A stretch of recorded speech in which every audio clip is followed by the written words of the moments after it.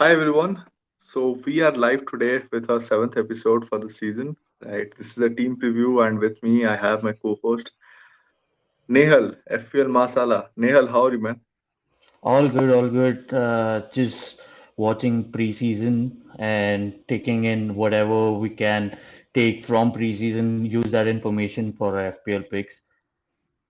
Perfect, perfect. I mean, I'm so looking forward to this part because, to be honest, I think like a lot of FPL community, we are not exactly sure where to go when it comes to Liverpool, right? And I'm sure this session will help a lot of the guys watching in as well as me to get a bit more insight as to where to start with, right? I think the fixtures do turn, and at some point of time, most of us will be jumping on Liverpool. But where to begin is the crucial answer, right? Yeah, So let's yeah, yeah, I go ahead. think we'll cover most things in on today's stream, and we will be covering what our best assets look like, what our formations look like, so that we can jump into that. Perfect.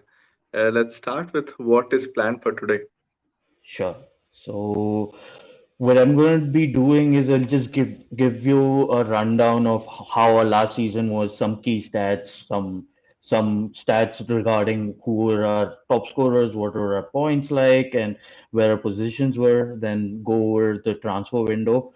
How we doing in preseason. Just a basic analysis of how our fixtures are for the first 16 fixtures as blocks, so 1 to 8 and 9 to 16. Those would be likely the areas that we are looking to wildcard. So Liverpool assets can be one of those reasons for us to hit those buttons. I'll also go over how our formation looks like in a 4-3-3 setup as well as a box midfield setup, and what we can expect from in this season. Then just a little deep dive into stats over our key assets, and then the major discussion on Darwin, Gakpo, Díaz, and Jota situation. So that would be covered as well as the best picks from Liverpool. Perfect. I think we're covering everything that we wanted to hear from this podcast, right? Let's dive in. So let's start with some key stats. Even though we had like a very low season compared to any of Klopp's complete seasons at Liverpool, in the last 6 years is the first time that we have failed to qualify for Champions League. But even though that was the case, we were still the third highest goal scorers in the league.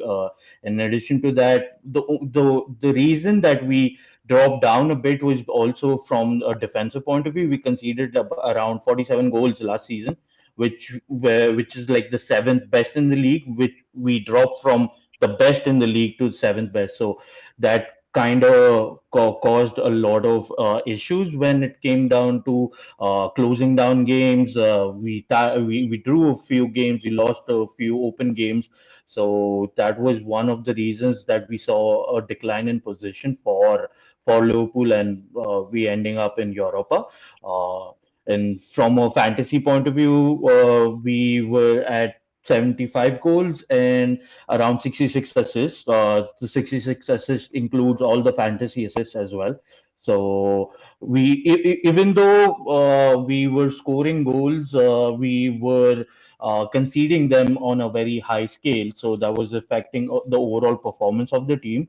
We accumulated a XG of 70.79 over the entire season, which is like elite numbers when it comes down to goal scoring records. But then we are also around the eighth in terms of highest XGC conceded, which was which is again coming down to how our defensive assets look like, and what we think from an FPL point of view for that. Top scorer as usual was Mohamed Salah, and even he ended up with the most assists as well this season. Second place it was Trent at 11 assists, and highest XA was still accumulated by Trent. So just a basic overview of what our last season was, and what we can expect, and do we see these numbers declining or do we see these numbers going up in the coming times. So we'll just deep dive into that. So first observations, playing FPL for the last 4 5 seasons, right? Liverpool defense has been the core for FPL as well, right? Apart from Yeah, obviously the football reasons, most of us tend to have Trent. Sometimes we have double up with Trent and Robertson, Trent and BVD, right? And have been getting a lot of scores from there, and they have been a set and forget 180 to 200 odd pointer assets for us, right? absolutely. Uh, and it changed last season, right? Why do you think it happened? I mean, lack of clean sheets for one. So even if you look at overall performances from years to year for Liverpool, a major chunk of our points come from like for our defensive assets come from keeping a good amount of clean sheets. Last season we failed to do that, and also like an prime asset like Alexander-Arnold last season had like around 2 goals and about 9 or 11 assists. So total, we're still looking at a total GI of like 11 to 13. So that alone will never give you the prime FPL points that you're looking for.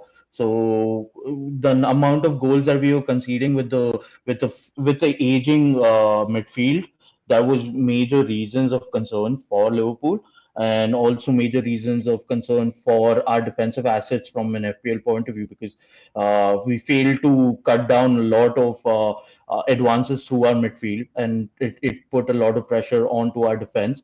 Also, start of the season when we were at the old formation of 4-4-3, we saw a lot of teams using pace to counter our flanks and our wings, because Trent does not have the pace. He from a defensive point of view, he's a decent defender, but he does not have the pace. He does not understand his positioning when it comes down to counter attacks. So that led to a lot of goals and a lot of spaces behind him. So led to a lot of goals being conceded. Also, we were not able to break down counter attacks because our midfield was aging, and we didn't have the legs to counter the counter basically. Understood. I So think will change this season. I think that's expected with the signing side. I mean, I hope so from the midfield point of view, but then we'll just deep dive into a few concerns that I have with Liverpool this season and what we can expect out of it. Because I will just cover that while we discuss our preseason details. Perfect. Perfect. So let's move on to the transfer window. So we got in two prime assets from Europe this season. Alexis McAllister from Brighton and Soboslai from Leipzig. Exciting signings, will fit the Klopp system for sure. But then we still need a few more incomings, especially with the loss of we lost about five midfielders this window. We lost Henderson, we lost Milner, we lost Keita, we lost Ox, and we lost Fabinho. So basically lost our entire engine room, and now it has come down to the new guard to take their place and stake a claim to be starters. But I expect both of our new signings to start the season, as well as help in the Klopp system. McAllister is a player who absolutely completely fits into Klopp's philosophy. He has that extra 5 kilometers in him every game, which he loves to run around and use that in the counter press. And so that energy completely is important to a Klopp system. Doesn't if you can't be a part of the press, you can't play for Klopp basically. So Soboslai is still learning that from what we saw in the preseason, but exciting talent, very high XGI when you look at his Bundesliga records. He would be one of our prime creators. Would be also might also take up a few set pieces from Robertson, from what we have been seeing in preseason. So excited. But we still need a couple of signings and one centre back at least. So a couple of signings in the midfield and one centre back would complete our window. One name we keep hearing is a Southampton product called uh, Lavia, right? Who is a very very strong CDM product, right? Yeah, Can but be it's happening like, in them. honestly, from what Lavia is, he's a good prospect for sure, and he would completely fit our system. But at the moment, we need someone who is more of an enforcer than a player like Lavia, who's more of a deep line playmaker. So that won't like completely solve our issues, but then at least would be one player in that position who can like start for us day in and day out, instead of us making makeshift players move into defensive midfield roles. Also, Southampton, like his role at Southampton was more of a hybrid between the 6 and 8. So he was whenever they set up, there was another midfielder alongside him who was doing the enforcer duties, and he was the one who was like moving the ball from transitioning the ball from defense to attacks basically. So he won't be the exact replacement that we're looking for, but still better than what we currently have at the club. uh, but I'm also excited for Basic if we can get him in, because he played a few games last season and he looked really electric, and he can flourish under a better midfield alongside him. So exciting times. Looking forward to it. So let's move on to our preseason forms. So we've currently played four preseason games, two of them against Bundesliga second division teams, and one against Leicester and one against Bayern. So from what we could see in preseason, again the defense was a little wide open, so to say. We were conceding very cheap goals on counters, also due to the lack of proper CDM in that position. So a little worrying when it comes to our defensive side, but from an attacking point of view, we were electric. We could see Salah and Nunez linking up with each other, and also Jota having a good preseason. So whenever he's in form, he looks really a really good player, but whenever he's off that form, he just looks bang on average. So he's got those streaks in him. When once if he's on a good streak, he's an amazing player. Yeah, So like literally, we scored around 15 goals already this preseason. So from the attacking point of view, I am really happy with what we are seeing at Liverpool. But from a defensive point of view, again, we were really open. We that the lack of CDM is creating that those passing lines through the center, as well as because we are moving Trent into a little inverted position, that is also creating space on either flank. So the wingers in a box midfield are supposed to keep the width, which our wingers are trying to do, but it's still a work in progress. We're still learning what is our best setup and what is our best formation for now. So a lot of work to be done. Even though our preseason is almost over, we just have one game to go. Still a lot of work to be done over here.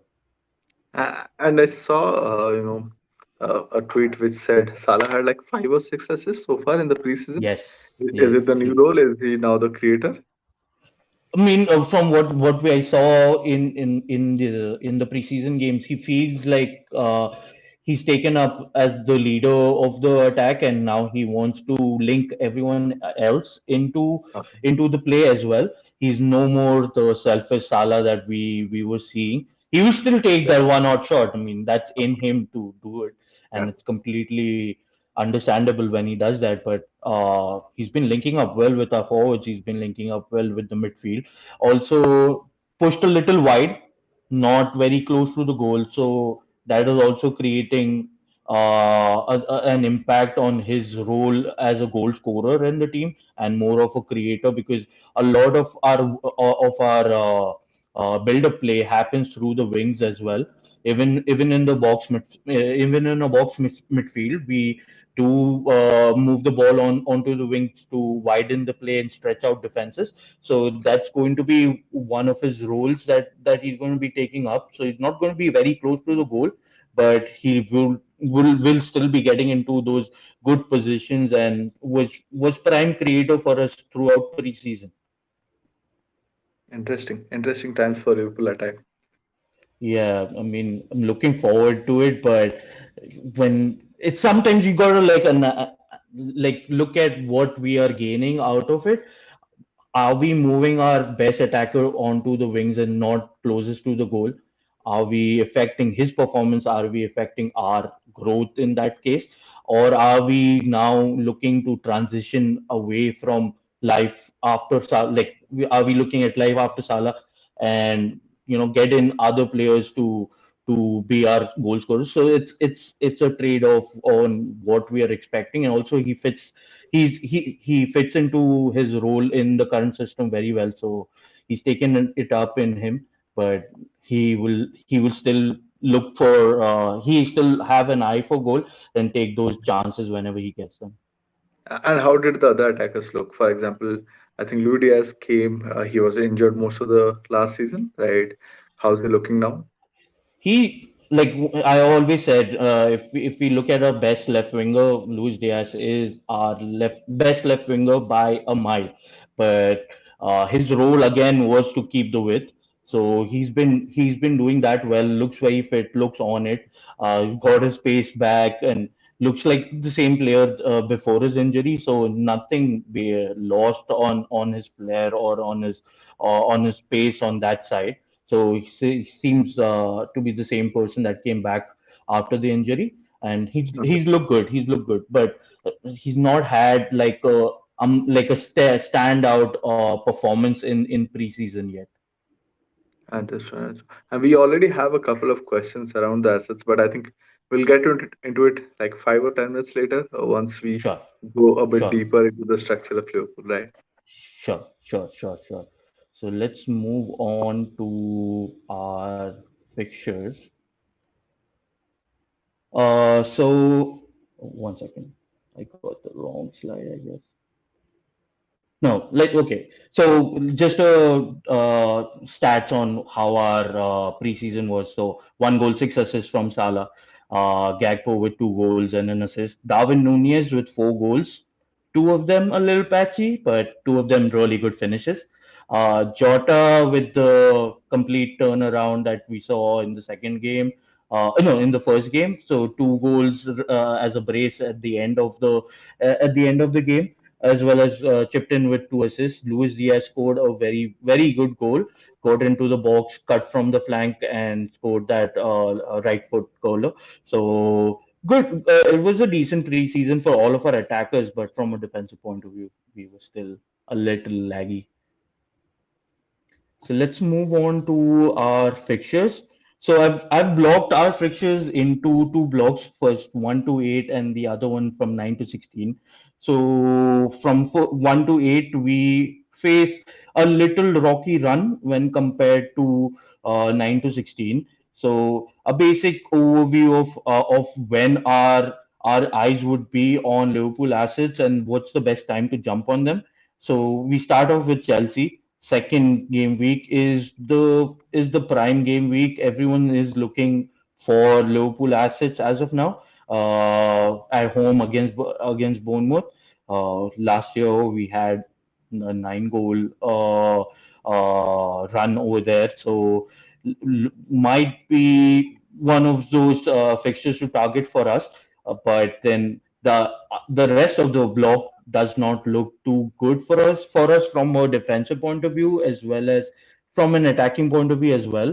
Out of the first 8 fixtures, I see like around 2 to 3 clean sheets in this, likely at Bournemouth, Wolves, and West Ham only.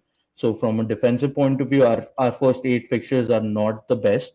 But from an attacking point of view, they are decent because we are also playing against counter-attacking teams and also high-pressing teams. So that would really help the attack. But now let's look at the second block of fixtures from 9 to 16. This is the lucrative block where most people might want to jump onto Liverpool assets. So we play Everton, Forest, Luton all together. That would be one of the best three block of fixtures that any side has in the first 16 fixtures. So if we have a wildcard strategy of game week 9, so this would be the prime time to jump onto any Liverpool assets and attack the fixtures, because we will be facing only Manchester City as a major opposition. Even Brentford to a level, but the rest of them are completely winnable fixtures and completely expected to be like goal fest kind of fixtures Yeah. for us. One thing I want to ask is, even looking at the first, 4, 5, 6 fixtures, right? Game week 5, game week 6 are obviously stand out easier, right? Game week Yeah. 2, everyone remembers that 9-0 no Salah involvement match. Yes, So there's always going to be that thing in our mind, right? But so for far, sure. Chelsea have looked a bit leaky as well, similar to Liverpool. While they're scoring well, they're attacking, they concede as well, right? Yeah. Newcastle away, I remember. I think Liverpool, Arsenal were, I think, the only teams which went there and scored goals and won the match and came back, Yes. right? And Villa at home, Last minute goals. exactly. And Villa at home also looks like a match where Liverpool attacks should score, right? So these are not bad matches, right? I know they don't stand out, but at the same time, on first look, it might look bad, but at the same time, I think there are goals in them for Liverpool attack. For sure. I mean, from an attacking point of view, I don't have any issues. If you want to go for our attackers, it's completely viable. But from a defensive point of view, like if you're looking at someone like a Trent, or if you're looking like at someone like a Van Dijk at this point, don't see a lot of clean sheets coming from there. So it's going to be an avoid from a defensive point of view. But from an attack point of view, always any fixture for us is an open fixture when it comes to our attack. Our attack can score against most teams. Correct. So Not the I best don't have attack a problem. in the league.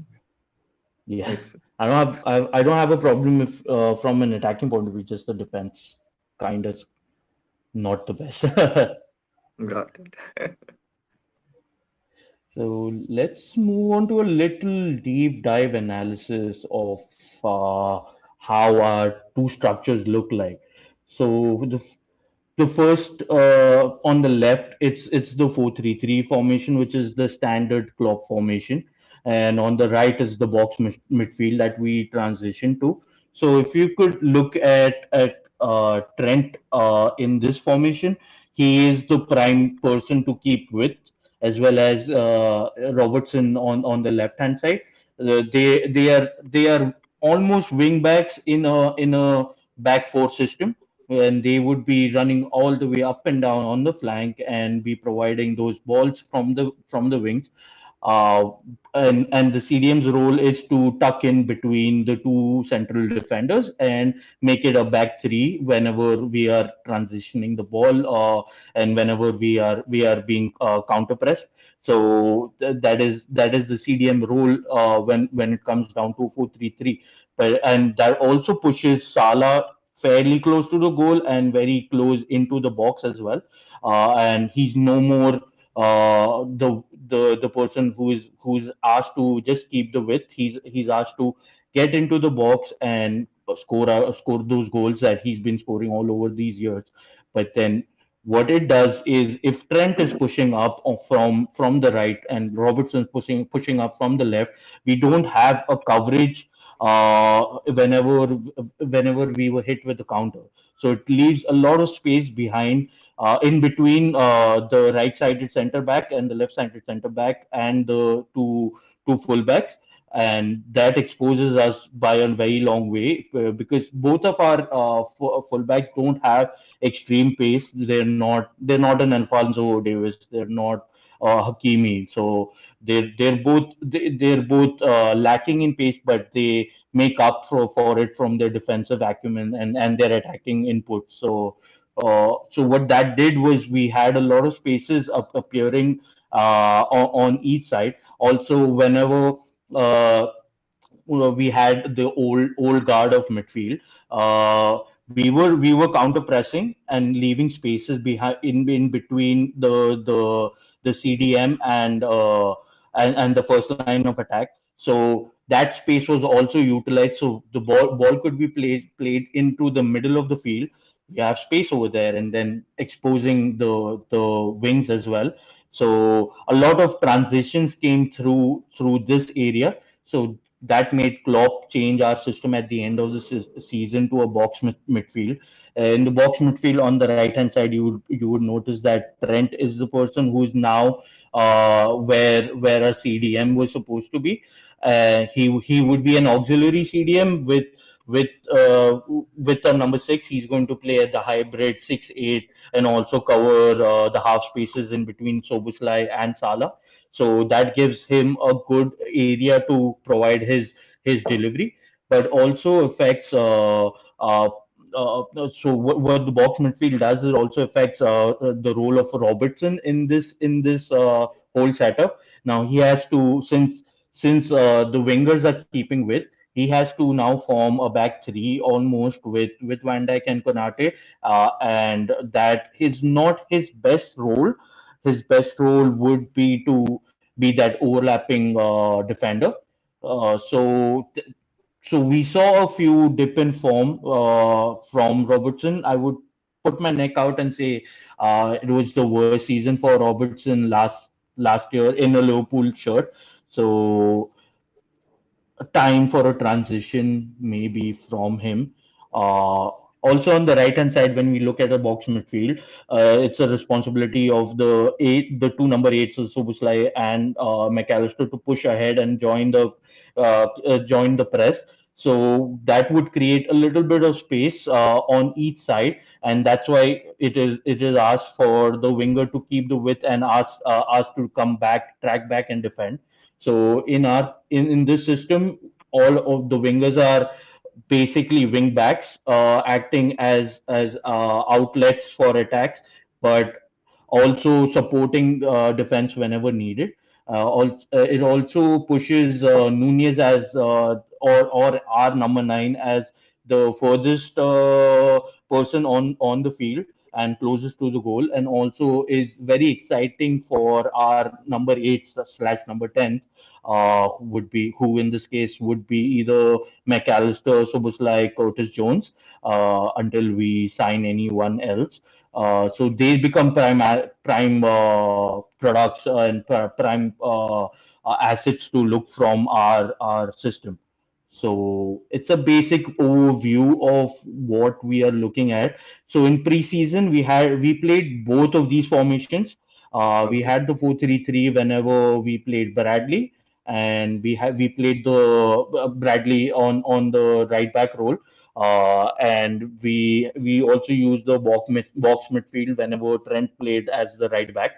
So we are trying both the systems to actually find out what are what the system is best for our existing players and how we can change it. But till we don't get a able CDM, so CDM in both the systems is prime important to cut the passing lanes, to cut any counter attacks, be the enforcer, be the destroyer of the team. So we're lacking that aspect. We tried Curtis Jones in that position, but his first instinct is not to be a defensive midfielder. His first instinct is to actually join the attack or join the press and further press the opposition. But then what that does is it leaves a gaping hole in the middle of the park, and that's where all the transitions have been happening in our preseason games as well as in the past.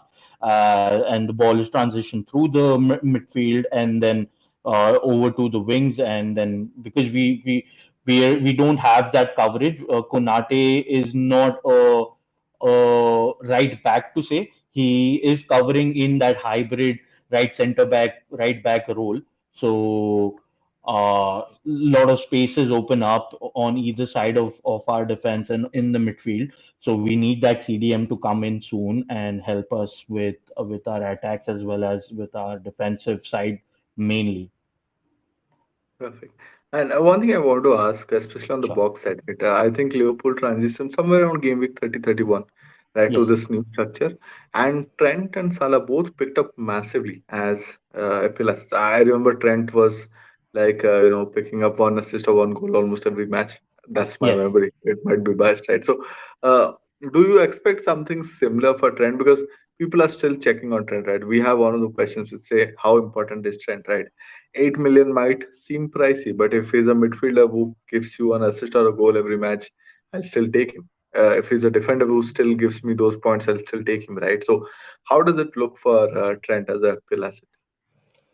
Personally, if he's not getting the clean sheets, to justify that 8 million gets a little difficult. But then if he's playing in the box midfield like what we were doing last season, he's going to be gold because he's going to be getting into those half spaces between Soboslai and Salah and create a lot of goal, lot of XG from there. So yeah, I mean, I'm still on the fence as of now till we don't get a CDM. I would Okay. not be looking at Trent personally because, yeah, like I was mentioning earlier, 2 goals, 9 assists, 11 goal involvements. His From a defender, your major chunk of the bonus points come from keeping clean sheets. If we are not keeping those clean sheets, he's losing out on the bonus. He's not getting those clean sheet points. So he has to literally be your 15, 16 assist player to justify that price point Yeah, when it comes true. to defensive asset because we have if it's also dependent on the structure of your team now. Are you picking a 8 million defender, or are you picking a 8 million midfielder? So if we can keep those clean sheets, prime asset, he would be looking at a season of say around 230 to 50 points at that stage. So because if he's getting into those places and into those areas, spraying those balls into the box, and if Nunez can get his shooting boots on, he would be getting a lot of points from there. And from for and just to reflect on Salah as well. Salah was getting those points and was getting those goals, and when we moved to the box midfield, but because he was more closer to the goal and was expected to was expected to also be onto the wings, but uh, from what I see in preseason, he is very wide. He's not as close as he was looking last season, and it was a clear change in role for him. So he looks like a good asset going into the season, but still a wait and watch for me. Got it. Got it. I mean, a lot of it obviously makes sense, right? In your heart, we have that bias for Trent and Salah as FPL assets, right? And I think we are still Absolutely, finding it a bit difficult to let it go. But the question is always between price points, right? 8 million defender versus absolutely. 8 million midfielder, and what they can do within a specific set of game weeks. It's something that we need to think about. Absolutely. I mean, the FOMO is real. Whenever you are going into a season without a Liverpool asset, it is always going to bother you. But then the price point and what the system is looking like right now, we can avoid them for a bit, unless we are going for someone like a Nunez or a Jota or a Diaz or a Gakpo. We can kind of avoid them right now with that price point. Okay. And one question I want to ask because Yeah. I've not seen a lot of Liverpool preseason matches. Where is Jota playing exactly? Is he playing the number 9 role? Is he playing the left winger role? So Jota primarily played as a left wing in preseason, but has been he's not so he is playing a role which is a little different to Diaz. Whenever he comes on, the left-sided center midfielder is kind of keeping the width, and he is asked to get into the box. Also, in that cases, Robertson is moving a little ahead onto the pitch, then that is also creating a little defensive instabilities for us. But then yeah, how Klopp system works is you basically score for four, I score five. So he doesn't mind like conceding goals when it helps the attack. So uh, Jota was very close to the goal in on a lot of occasions, and was fairly central as like he was cutting fairly central into the box as well. So One thing exciting asset. One thing that's coming in my mind is when those big matches come, right? We should not shy away from playing our players there because I think there are goals everywhere, right? For sure. Especially in a Liverpool game, you should be playing your. If you're buying them, they should be playing in your team. I mean, it's still a top six side. We're not regressed to way down the table. So and we will still, our mentality is still to score goals. So like unless if it's a defensive asset, I would still play all of my attackers in any given game because we have been known to score a lot of goals, and it is our mentality. It is ingrained into us that where we kill the game early and we still keep going, and till the opposition gives up after a point. And it goes both ways, right? So even For if you sure. have the opposition attackers, I think you should play them, even if it's from a middle side. For example, I'll now play Watkins against Liverpool away, Anfield away. I'll still play Watkins, hoping that something comes off, right? That's there in my mind. I mean, Watkins is has been that player who's always scored against us, always. So whenever Liverpool game comes around, Watkins becomes prime target for everyone. Yeah, I still remember the hat trick he scored when we lost on Villa Park. So yeah, so I would still play any player who plays us who's playing against us, because our defense isn't watertight. We always concede goals. It is largely down to Alisson's performances in a lot of cases where we have kept our clean sheets. He has been saving us in a lot of situations from a very defensive point of view. So yeah, so like he's also bound to let that one in. So player attackers against us, it's not a watertight defense. Makes So let's move on to a little comparison between our assets. So I just made a small chart from last season's data just to indicate a few key matrices. So the last column is PPM, that's points per million, and the second last column is minutes per point that our players were getting. So let's run down from Salah. Salah was the second highest minutes, and still expected to be that in our current system. Scored 19 goals, got 13 assists. The highest Delta XI from our entire team, and the highest on points, minutes per points. So every 13 minutes, he gets a point for us, which is like really good. Comparatively, if you look at someone like Jota in the similar case, he was not available for a lot of part of the season, but whenever he was on, he was scoring the points for us. He was at 14 minutes per point, and when you look at all of our attackers, the best XGI accumulated is for Nunez per 90. So we can still we could still see that happening in the coming season as well. Nunez last season took about 4.1 shot in per 90.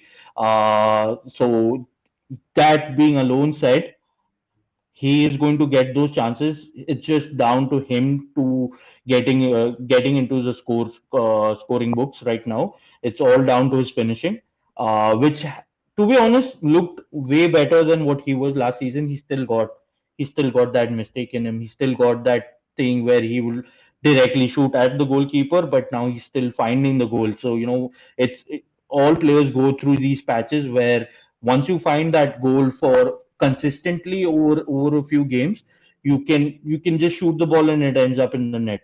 So he is. I hope he goes through that, and he was looking very likely. And was getting very close to that. Also, when we look at this chart, when we look at points per million, why I have included that is to just show how many points they were getting per million of their value.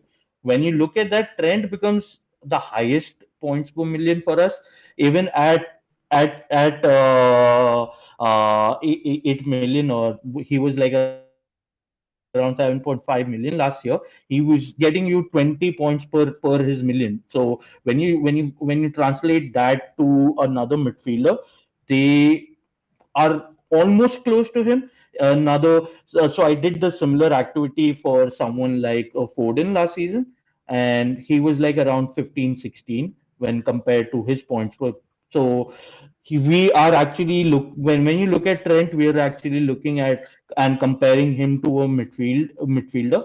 So it's always going to come down to that. If you are looking at that value proposition in him, are you enticed with getting him for that? If and you think that we can keep those clean sheets, are you looking at it from that perspective? Then he becomes asset for Liverpool. Also Uh, looking at, yeah, go ahead, go ahead. Sorry, I just want to recheck, right? So Gapco played like half a season, right? And he Yeah, already had a points per million of 12, which yes. means if he plays the entire season, right, there's a potential to double it, right? Almost like I expect him to be around the 18, 19 mark. But if you look at his other numbers, his so Gakpo in our system is more of a Bobby regen.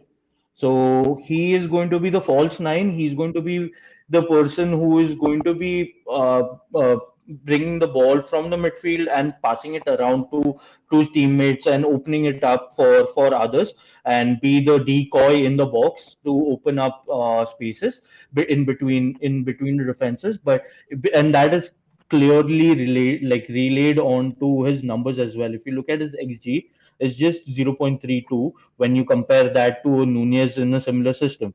So it's almost the half of it. But uh, from his finishing abilities, Gakpo should be scoring a lot more goals than what Nunez does, because he doesn't require those bulk of chances. He requires one or two chances to get that one goal for him.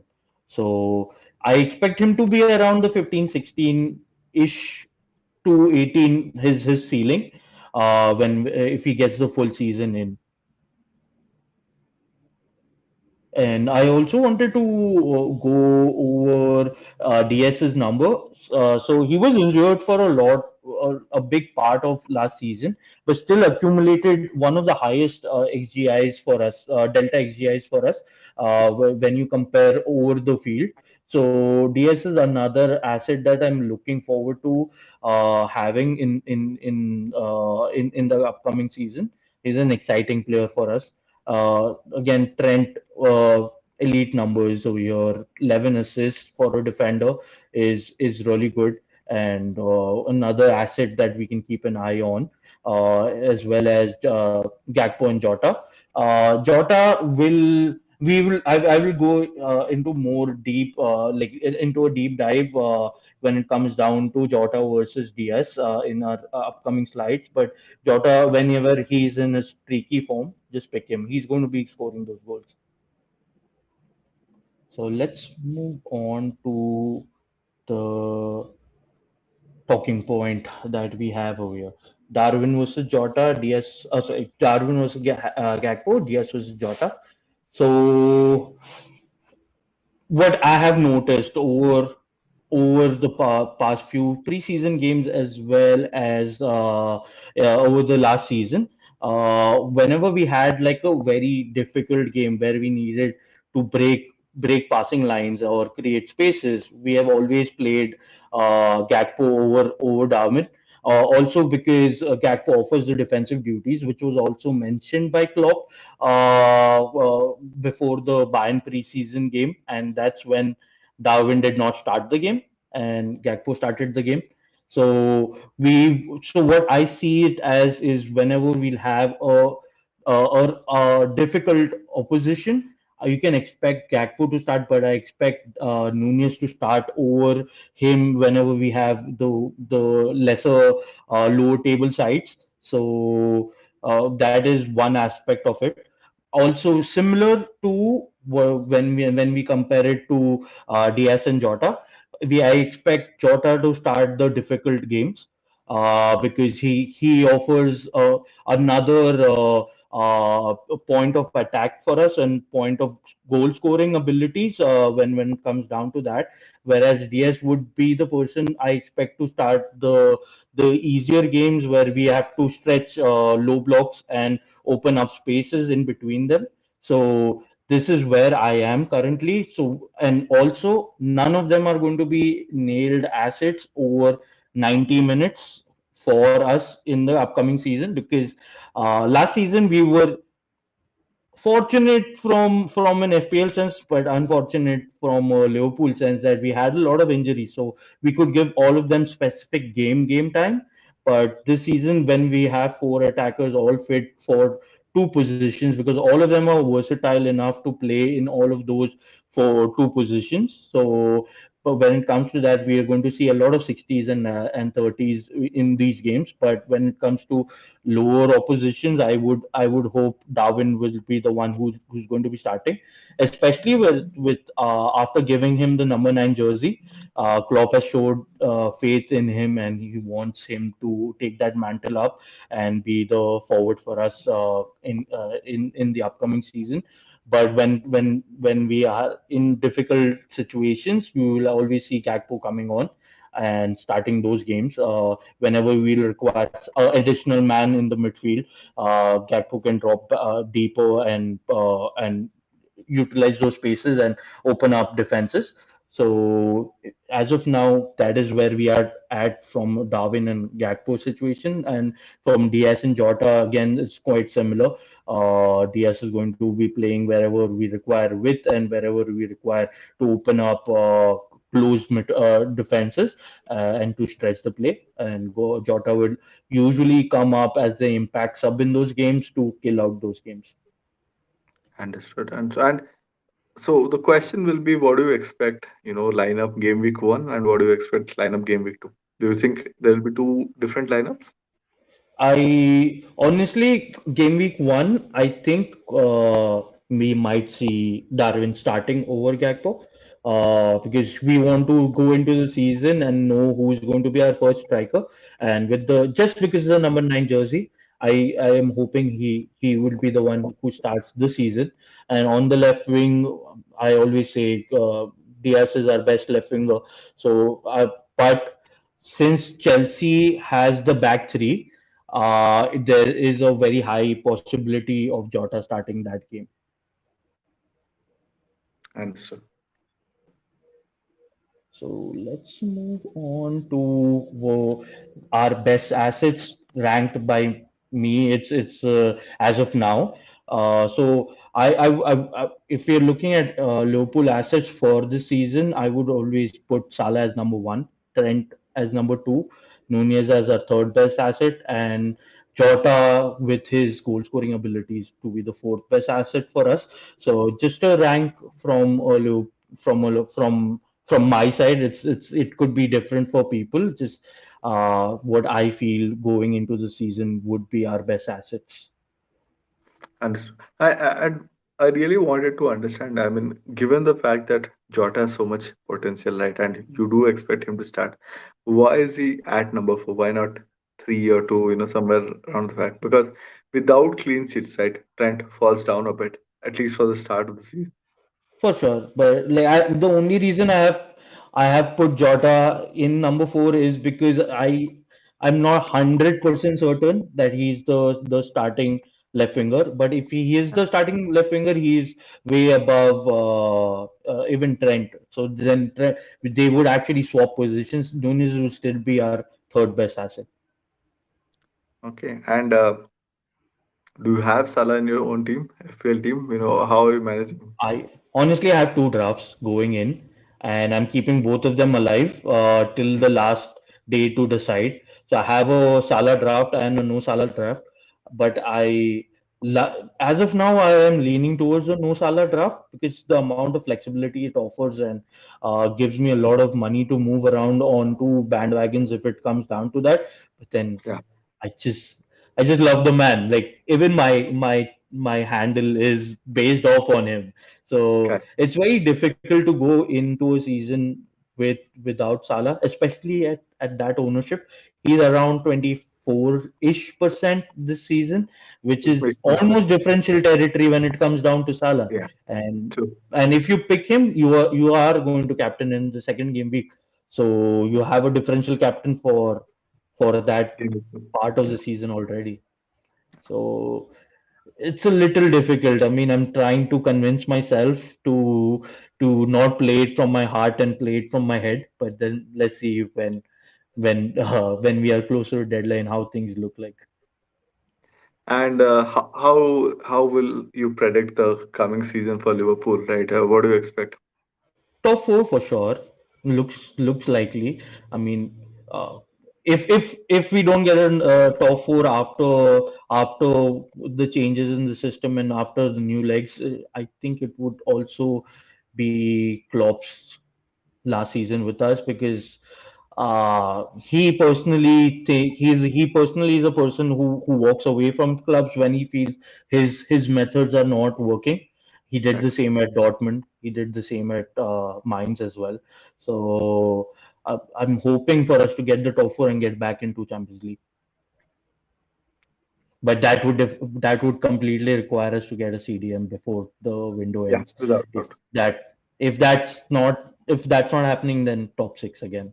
I'm sure. I mean, having sold your CDM, I'm sure they'll replace him. It's just that how soon you can do that, and what is the kind of profile that you get, right? Like you were speaking about Yeah, an enforcer versus a ball playing midfielder, right? So those nitty-gritties will obviously determine how well that system deals. absolutely. Like honestly, why I was always mentioning that we needed a enforcer, enforcer defensive midfielder is we already have Bacetic, who is of a similar profile to Lavia, and under a enforcer he would also flourish more and can get to learn the trade a little better. He's only 19. So under a experienced defensive midfielder, his game will only go up. Lavia and him would be similar profiles, similar prospects, but as of now, we can't be very choosy with the amount of options left in the transfer market as well. So whoever comes in, just I hope just assures that defense up, so we are not conceding very literally most of the goals that we have conceded were very silly, like just one pass and our entire defense was wide open. So those need to be changed completely, and a defensive midfielder would completely help with that. I think that's it when it comes to our discussion. So I'll just a basic summary of what we went through and what a few pointers that I added over here. So the best front three would depend on the type of opposition that I've already mentioned. So whenever we are playing deep low blocks, we can expect a wider winger. When we play the difficult games, a winger who's cutting into the box more. So that's where Díaz and Jota stand, and Darwin and Gakpo would also be in a similar situation. So hopefully no injuries. If we have no injuries, we are going to have a lot of rotation, especially with the five sub rule. So we can see a lot of 60s and 30s to come in. Another point that I've already mentioned too many times on the stream, we need a CDM. We need a CDM to help with the clean sheets and to keep that defense a little more assurance. Uh, we are going into the season with Van Dijk and Konate to be our first choice partnership, and in rotation, second change would be Matip, and we also have Gomez to fill in, but I do not get a lot of good vibes when it comes down to Gomez starting for us. But he would also be a backup right back to Trent, and whenever Trent has played in the CDM position, his role has been limited a lot to working just the transition. So if we don't get a defensive midfielder and Klopp decides that, hey, Trent is going to be our best player going forward in that position, he's not going to be the asset that would be priced at 8 million and won't be the best asset when it comes down to that. And another point that I wanted to add is Nunez with the number 9 jersey likely to start, but completely depending on opposition. So that's Thank you, it Neil. from I us. think that covers a lot of things. We had a couple of questions around Salah and Trent. I think you have covered it very well during the podcast. If there are any further questions, do put it in the chat because I think we are towards the end of our stint here in today's Yes, pod. yes, we are from. So Salah. So I'm just taking that question from the chat. Salah not essential, but always good to have in your team because so Salah is still going to be your 10, 20 goals, 10 assists man. So where it would completely depend on what your structure is looking like and how you can fit players around him. So if you're looking to pick Salah, what is the trade-off you're doing? So it's Salah plus a say 4.5 defender, or are you going for a 6 million 5.5 defender and a 8.5 midfielder? So you have to make your choice around those. Is that combination of 8.5 and 4.5 better, or is the combination of a 12.5 and 4.5 better? So that is something you need to check. Because Salah is still going to be your 20 goal man in the season. He's not giving up the penalties to anyone. Soboslai or McAllister is not going to get those penalties off him because he still loves to have those, because it helps him to get the golden boot at the end of the season, or at least be in the race for the golden boot. But we do expect a few more assists this year. Yes, it will surely go up. Like I'm looking at around. I'm not putting a ceiling to it, but minimum 12 assists we can see from him from what role he's playing this season. Especially he's built a very good synergy with Darwin, which is the good part. But last year, Darwin was suffering a lot because of lack of communication between him and the other players of the front line. So this season, it's clearly evident that there is that synergy in the two of them. They both are timing runs off each other, looking at each other almost in every time whenever one of them has the ball.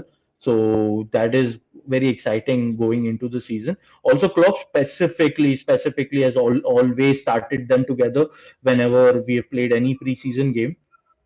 Even if it's off the bench, both of them come together. Even if they're taken off, they're taken off together. So Klopp is so that is also another reason that is pushing me towards sticking my neck out and saying Nunez is going to be our starter, because Salah is surely our starter and he's trying to develop that relationship between the two of them. Cool. Uh, Cool. I So think we have covered let's more than everything, Neil. yeah, let's just wrap it up before the 1 hour mark, so it's easier for everyone to just Yeah. come back and have a look at everything.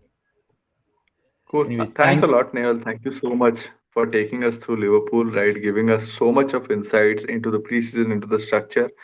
And I think it gives me a bit more insight into how I want to or when I want to plan on jumping on the Liverpool assets, right? absolutely. And for everyone watching us, please give us give us that like, add that subscribe button so that we can have more and more such episodes for you guys and give you more insights into how we can get that important edge over your mini league rivals. Absolutely. And also do watch our next video. Hopefully, it's going to be around Manchester United, I guess. So the next video should be coming up shortly, and we'll deep dive into a very similar way into Manchester United and their assets. Just, I'll see you around.